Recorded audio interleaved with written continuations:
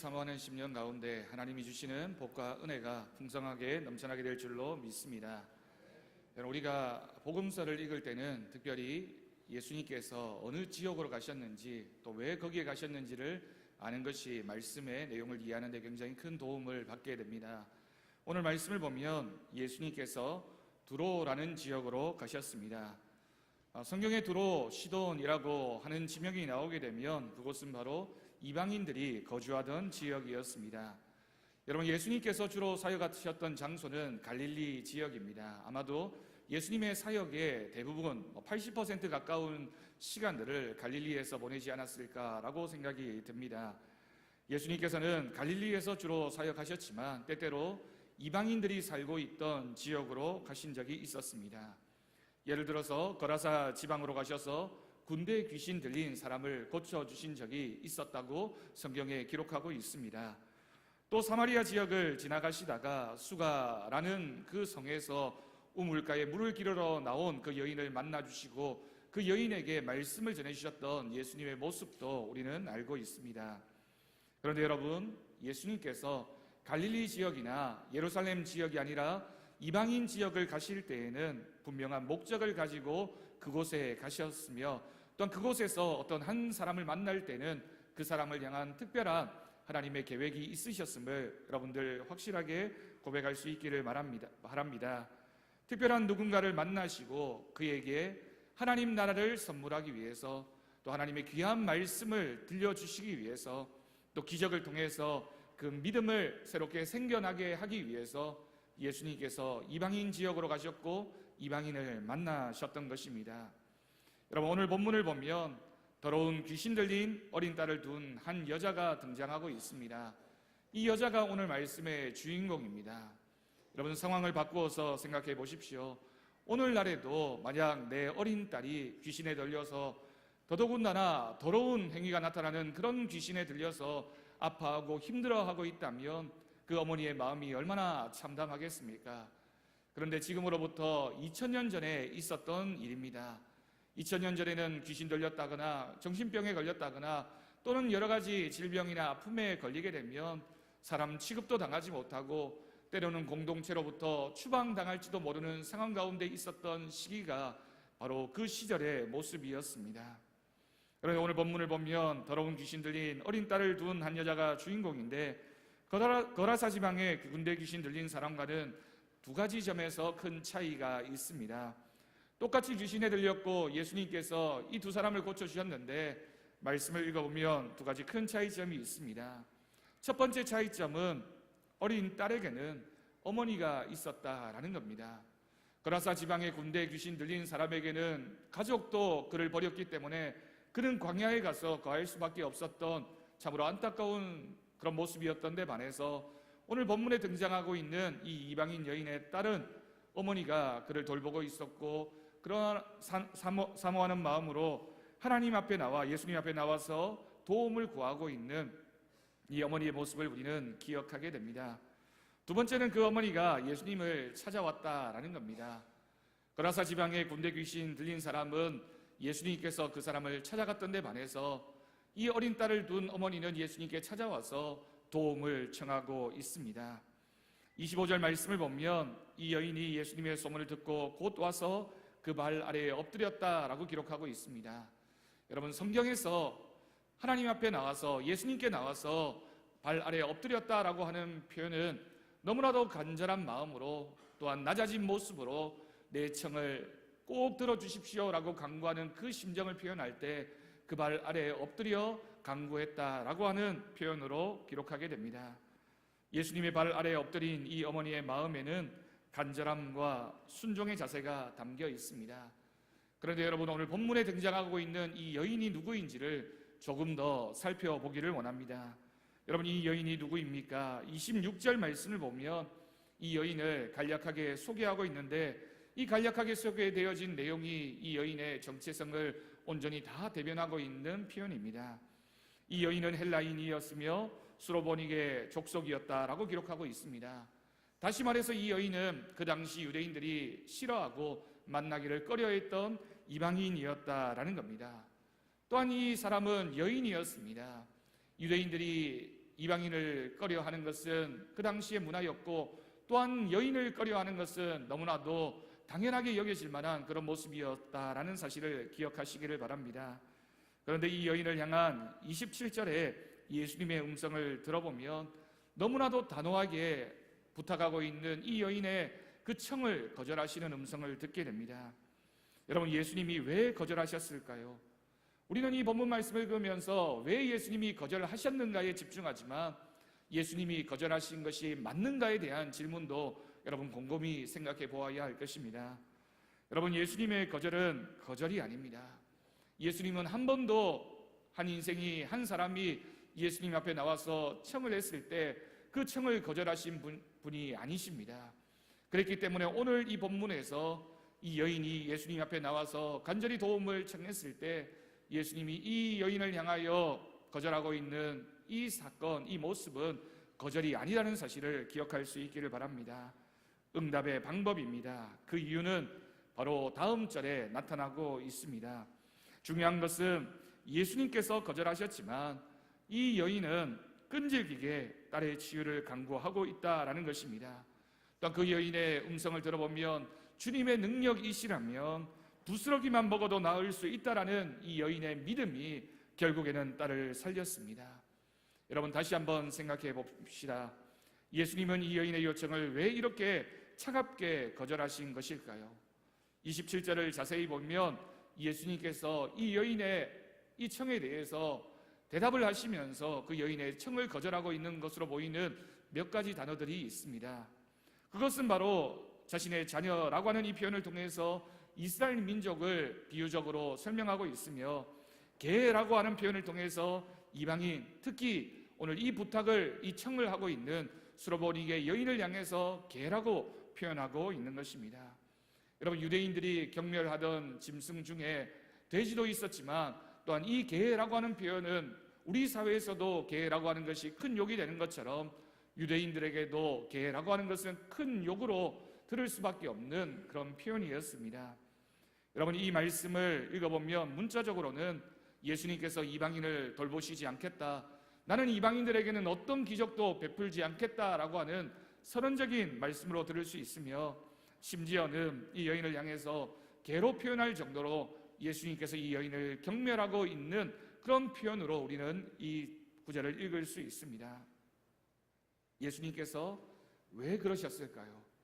여러분, 예수님께서는 왜 이 여인을 향해서 이처럼 무자비한 표현을 쓰시면서까지 이 여인을 박대하고 계시는 겁니까? 여러분, 정답은 정말 믿음이 이 여인 가운데 있는지를 예수님은 알기를 원하셨고, 또한 이 여인의 믿음이 많은 사람들 앞에서 나타나고 증거되고 선포되어지기를 예수님은 원하셨기 때문입니다. 여러분, 하나님께서는 우리에게 믿음이 있는지를 알아보기 위해서 때로는 너무나 수치스러운 자리로 우리를 내몰 때가 있습니다. 때로는 우리를 고통의 자리로, 실패의 자리로 낮추어서 네가 이런 상황에서도 나를 따를 수 있겠느냐라고 우리에게 질문하실 때가 있습니다. 여러분, 그렇기 때문에 우리가 낮아지는 수치의 자리, 고통의 자리, 실패의 자리까지 갔을 때의 성도의 반응이 진짜 성도가 가진 믿음의 반응이라는 사실을 여러분 꼭 기억해야 할 것입니다.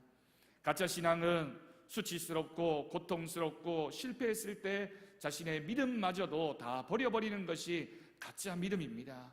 진짜 믿음은 무엇입니까? 내가 수치를 당하고 고통을 당하고 실패하는 순간이 온다 할지라도 나는 결코 하나님을 버릴 수 없다라는 그 믿음이 나타나게 될 때 그 믿음이 바로 진짜 믿음이라는 사실입니다.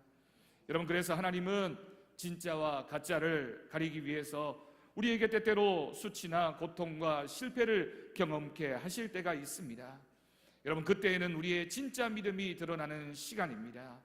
가짜인 쭉정이는 다 날아가 버리게 될 것이며, 진짜 믿음은 오롯이 하나님 앞에 고백되어지고 하나님의 영광을 드러내게 될 줄로 믿습니다. 여러분, 땅콩을 까서 입으로 불면 알맹이는 남게 되지만 그 껍데기는 다 날아가 버리고 맙니다. 하나님께서 우리에게 원하시는 것은 진짜 믿음이며, 우리가 그 상황에서도 하나님을 붙잡는 믿음이 있는지를 하나님은 보기를 원하시는 것입니다. 그저 하나님이 보기를 원하실 뿐만 아니라 그 믿음의 모습을 통하여 우리에게 더 큰 복과 은혜를 주시기 위해서 우리에게 훅 불어버리시는 시험과 수치가 우리 가운데 찾아오게 될 때에 우리는 우리의 믿음을 지켜야 할 것입니다. 사랑하는 성도 여러분, 우리의 믿음에서 수치스러운 상황이 있을 때 우리의 진짜 신앙을 드러내야 합니다. 고통스러울 때, 실패했을 때, 참으로 낙심하는 마음이 들 때 우리의 진짜 신앙의 진면목을 나타내 보이라고 하나님은 우리에게 말씀하고 있습니다. 여러분, 이런 시험이 찾아왔을 때 우리는 어떤 믿음의 반응을 보여야 되겠습니까? 28절을 보면 이 여인이 어떤 믿음의 반응을 보였는지를 잘 기록하고 있습니다. 28절의 내용의 핵심적인 것은 자신의 한계를 인정하고 하나님 앞에 매달린 이 여인의 모습입니다. 이 여인이 예수님의 이 말씀을 듣고 자신의 의를 내세우지 않았습니다. 내가 어머니인데 그래도 예수님께 찾아왔는데, 내가 그 먼 곳으로부터 예수님의 은혜를 갈망하며 이 자리까지 왔는데 라고 하는 자신의 의를 내세우지 않습니다. 또한 주님 앞에서 자신의 자존심을 앞세우지도 않습니다. 그러면서 이 여인은 예수님을 향해서, 주님을 향해서 부스러기 은혜도 갈망하고 있는 것입니다. 하나님에 대한, 하나님이 내려주시는 은혜에 대한 목마름이 있는 사람, 갈망함이 있는 사람, 어떡하든지 하나님의 은혜를 사모하는 심령이 있는 자에게 하나님은 반드시 응답해 주시는 분이신 줄로 믿습니다. 여러분, 우리가 낮아져야 합니다. 우리가 낮아져야 하고, 우리가 더 겸손해져야 하고, 더 낮은 곳에 임할 때 하나님의 영광이 드러나게 되고, 하나님이 우리를 인정해 주시고 우리 가운데 하나님의 은혜를 내려주실 줄로 믿습니다. 여러분, 예배의 자리, 기도의 자리, 주님을 만나는 자리에 나와서 아직도 내 자존심을 주장하고 아직도 내가 살아있는 사람은 하나님의 은혜를 받을 만한 자격이 없는 사람입니다. 적어도 예배의 자리에서만큼은, 기도의 자리에서만큼은 너무나도 낮아지고 낮아져서 정말 아무것도 아닌 존재가 되어서 하나님 앞에 엎드릴 때 하나님이 주시는 은혜가 우리 가운데 풍성하게 넘쳐나게 될 줄로 믿습니다. 목마름이 능력입니다. 여러분, 기도가 무엇입니까? 기도는 바로 이러한 목마름입니다. 목마르기 때문에 구하는 것이며 찾게 되는 것입니다. 그러므로 날마다 하나님의 은혜에 대한 목마름으로, 갈망함으로 예배의 자리, 기도의 자리에 나아가는 저와 여러분의 모습이 되어지기를 간절히 축원합니다. 이 여인은 자녀를 위한 기도를 하고 있습니다.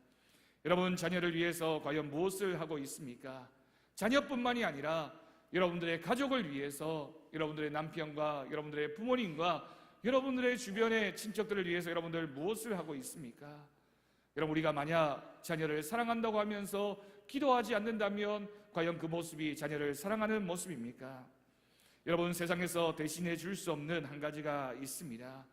그 어느 누구도 대신할 수 없는 그것이 바로 자녀를 위한 부모의 기도입니다. 자녀를 위해서 기도하는 것은 어머니의 자리이며 아버지의 자리입니다. 누가 부모만큼 자녀를 위해서 간절한 마음으로 눈물로 기도할 수 있겠습니까? 부모된 여러분, 이 자리에서 확실하게 하나님 앞에 결단하실 수 있기를 바랍니다. 내가 기도하지 않으면 어느 누구도 내 자녀를 위해서 나만큼 기도해 줄 사람이 없다라는 사실을 깨닫고 자녀를 위한 기도를 멈추지 않는 여러분들의 모습이 되어지기를 간절히 바랍니다.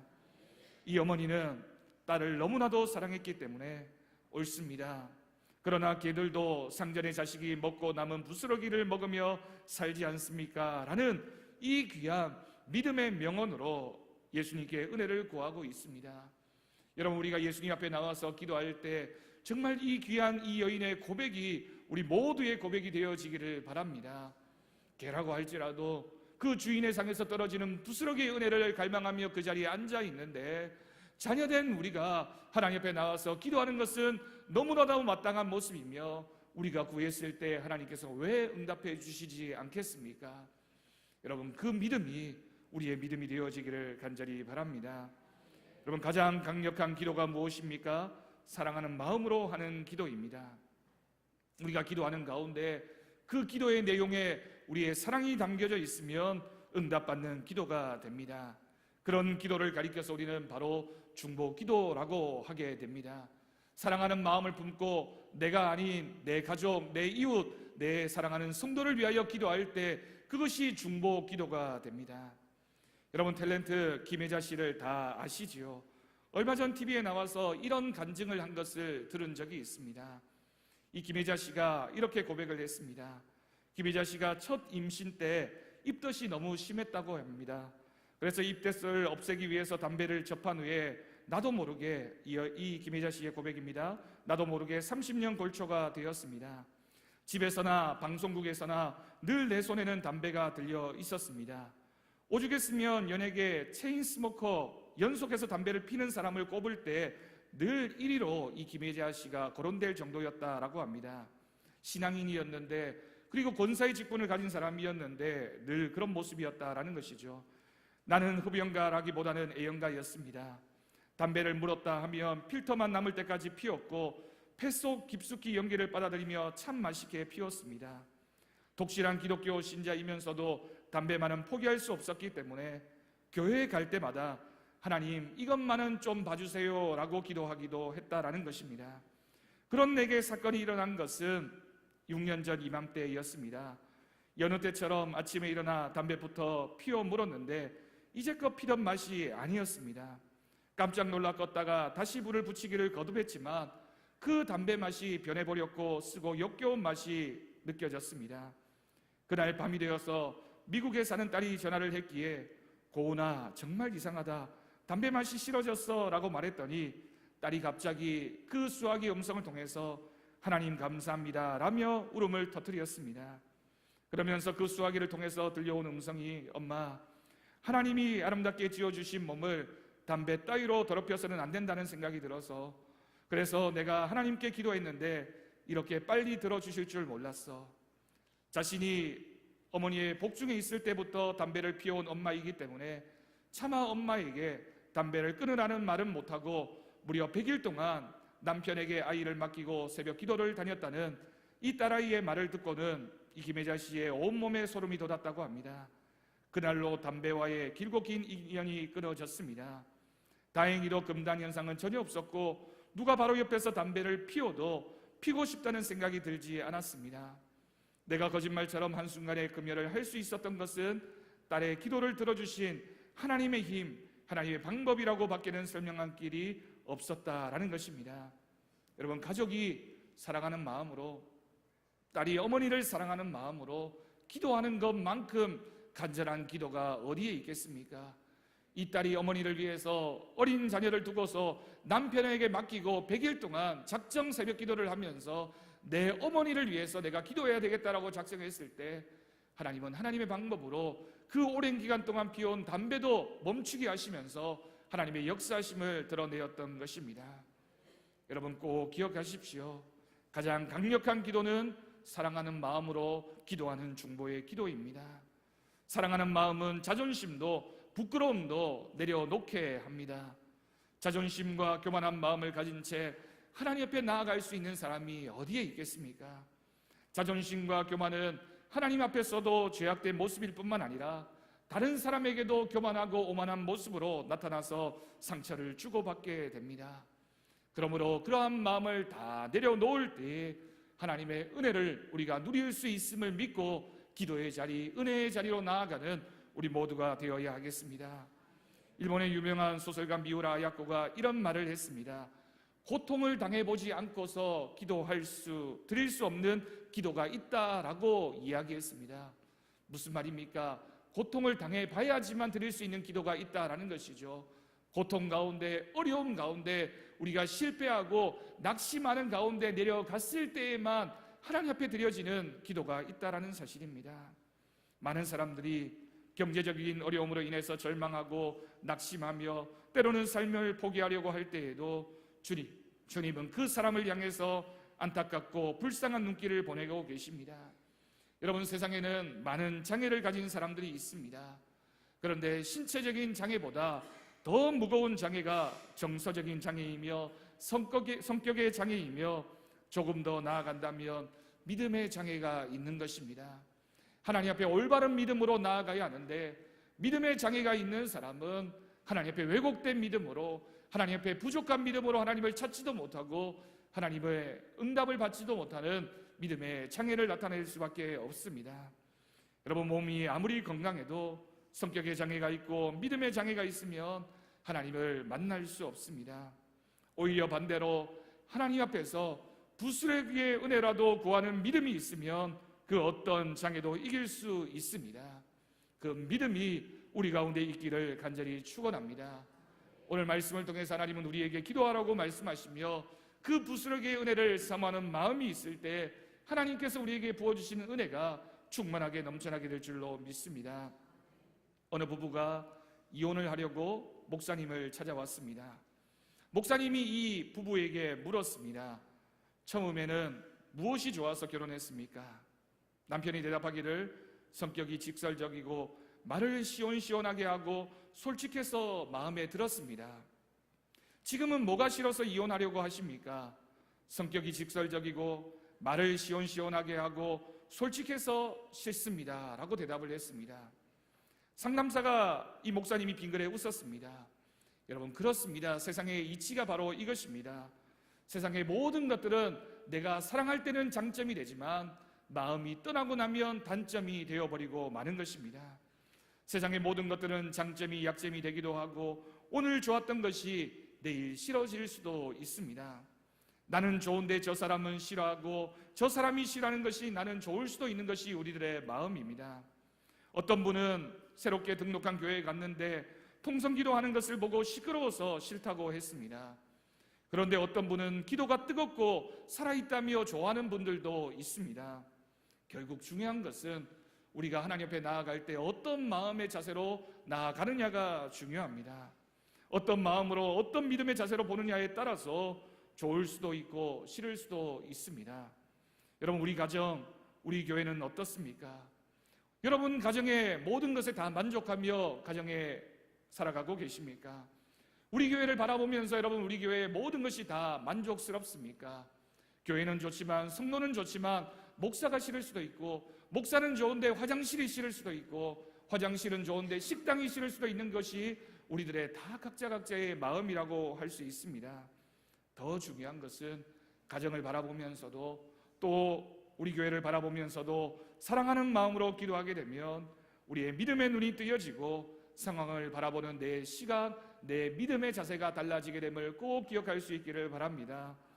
여러분, 우리 주변에 앉아있는 우리의 가족들 또한 우리 성도들 바라보면 우리들의 자세도 마찬가지입니다. 어떤 누구든지 바라볼 때 장점뿐인 사람은 없고 단점뿐인 사람도 없습니다.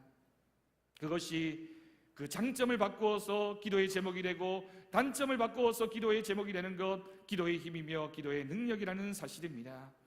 그러므로 우리는 오늘 이 말씀을 통하여 이렇게 기도할 수 있기를 바랍니다. 주님 앞에 수로버리게 여인에게 베풀었던 은총처럼 그 여인에게 베푸신 부스러기의 믿음의 대가처럼 저에게도 그 은혜를 내려 주옵소서. 세상의 모든 두려움으로부터 자유로워질 수 있도록 이끄시고 지금의 상황을 오히려 감사하게 하여 주옵소서. 하나님 앞에 나는 늘 혼자가 아니었고 주님께서 늘 나와 함께 하셨음을, 그래서 이 이방 땅인 나에게 찾아왔음을 믿습니다. 인간은 사랑의 대상이지 결코 믿음의 대상이 아니라는 진리를 항상 잊지 않게 하여 주옵소서. 잠시라도 쓸쓸함을 느끼고 주님을 떠나 있었던, 그렇게 주님을 멀리 떠나 있었던 우리들의 모습을 회개합니다. 주님이 내 곁에 계셔서 얼마나 행복한지 모르겠다라는 고백을 날마다 우리가 할 수 있기를 간절히 바랍니다. 예수님의 이름으로 그러한 기도의 고백을 하며 주님 앞에서 내 마음을 내려놓고 주님의 은혜를 갈망하는 심령이 될 때 하나님이 부어주시는 은혜와 놀라운 복이 우리 가운데 넘쳐나게 될 줄로 믿습니다. 여러분, 오늘 말씀은 결과적으로 해피엔딩으로 끝나고 있습니다. 왜 이렇게 행복한 결말이 주어지고 있습니까? 이 여인이 예수님을 만났고 예수님 앞에 갈급해했으며 예수님을 떠나지 않는 믿음으로 예수님을 붙잡았기 때문입니다. 우리 주님을 붙잡는 믿음은 항상 해피엔딩이라는 사실을 꼭 기억할 수 있기를 바랍니다. 주님 앞에 나와서 예배드리며 말씀을 통해서 결단하는 사람, 그 사람의 인생의 결말은 늘 행복할 수밖에 없습니다. 여러분, 30절 말씀을 보십시오. 부스러기 믿음이라도 있는 사람은 반드시 그 끝이 하나님 안에서 해피엔딩이 되어질 줄로 믿습니다. 믿음의 눈을 뜨고 믿음으로 우리의 환경을 바라보며 믿음으로 기도하는 우리 모든 성도들이 되기를 간절히 축원합니다. 기도하겠습니다. 하나님 아버지, 감사합니다. 수로보니게 여인이 믿음을 가지고 주님 앞에 나와서 부스러기를 사랑하는 그 믿음으로 결단하고 낮아지며 주님 앞에 갈급해했던 것처럼 우리도 우리 인생 가운데 주님을 향한 갈급함이 있게 하시고 매 주일마다 드리는 이 예배 가운데 기도하는 시간마다 하나님을 향한 갈급함으로 주님 앞에 나아가는 심령 되게 주님 역사하여 주옵소서. 주님께서 우리의 손을 붙잡아 주시고 우리의 병든 손을 내밀라고 우리에게 말씀하시며 그 손을 붙잡아 주시겠다라고 말씀하여 주셨사오니 그 은혜를 갈급해하는 믿음으로 주님 앞에 나아가게 하시며 그 부스러기에 은혜를 사모하는 믿음 우리 가운데 나타나게 하여 주옵소서. 우리가 가족을 위하여 기도하게 하시며 우리 이웃을 위하여 기도하게 하시고 우리의 사랑하는 성도들 위하여 기도하는 그 믿음이 우리 가운데 나타나게 하여 주옵소서. 그럴 때 하나님의 은혜가 우리 가운데 충만하게 넘쳐나게 될 줄로 믿습니다. 예수님의 이름으로 기도드립니다. 아멘.